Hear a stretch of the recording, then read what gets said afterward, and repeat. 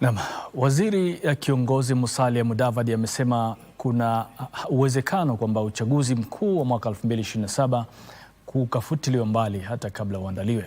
Akizungumza wakati wa makala 46 ya tamasha ya kitamaduni ya Lologoli katika kaunti ya Vihiga, Mudavadi alisema taifa hili linakabiliwa na taharuki kubwa ya kisheria baada ya kushindwa kuzingatia vipengee kadhaa vya katiba kuhusu uratibu wa mipaka na hatua ya kufutiliwa mbali kwa sensa ya mwaka 2019 katika kaunti za Wajir, Garissa na Mandera.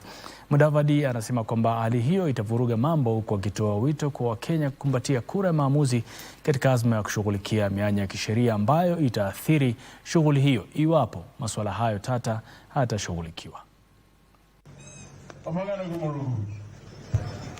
Waziri mwenye mamlaka makuu Musalia Mudavadi amefufua kwa mara nyingine mdahalo wa kura ya maamuzi ambao huenda ukazua mjadala miongoni mwa wanasiasa nchini. There is a beckoning reality that 2027 is a referendum moment. Allow me to state without fear of contradiction that there is an imperative need for a constitutional review 15 years after the promulgation of the 2010 Katiba. Ni katika makala ya 46 ya tamasha za kitamaduni ya Logoli, gatuzi la Vihiga, ambako waziri wa mashauri ya nchi za kigeni alidokeza tishio la uwezekano wa uchaguzi mkuu wa mwaka 2027 kufutiliwa mbali kabla hata ufanyike. I must speak the truth about a looming constitutional storm. As a country, we are staring at a massive legal crisis where the 2027 election could be nullified before it even begins.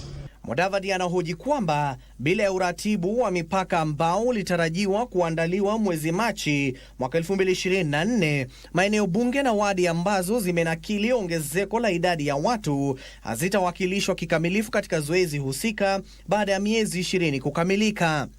Our 2010 Constitution demands boundaries review every 8 to 12 years. Our deadline was March 6, 2024. We have passed it. We are now in a period of constitutional non-compliance. Here is the catch. You cannot have a boundary review without a valid national census. Mudavadi pia amekariri kwamba hatua ya kufutiliwa mbali kwa sensa ya mwaka 2019 kwenye kaunti za Mandera, Wajir na Garissa na mahakama kuu huenda ikavuruga zoezi hilo. The census deadlock here is that a patchwork census mixing 2019 data with 2026 data is a legal impossibility. There will be no valid population data.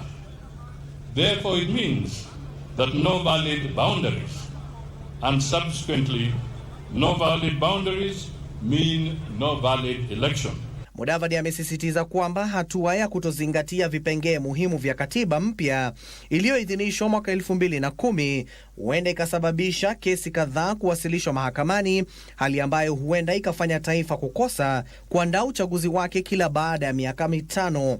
Having noted that legal landmines that may hinder the delivery of the 2027 general elections and risk the nation departing from our long-held tradition of holding elections every 5 years, allow me to also bring forth more reasons for a beckoning reality that 2027 is a referendum moment.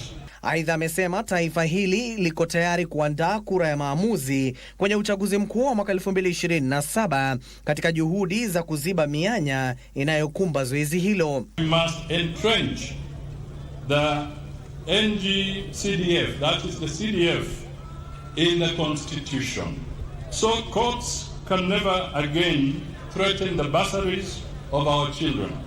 For a unified face of Kenya in government, we must formalize the office of the Prime Minister and the leader of the official opposition. to ensure that every region sees its face in the mirror of government.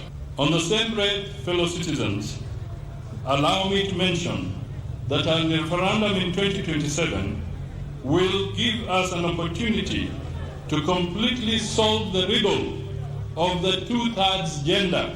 Abdiaziz Hashim, Darubini Wikendi.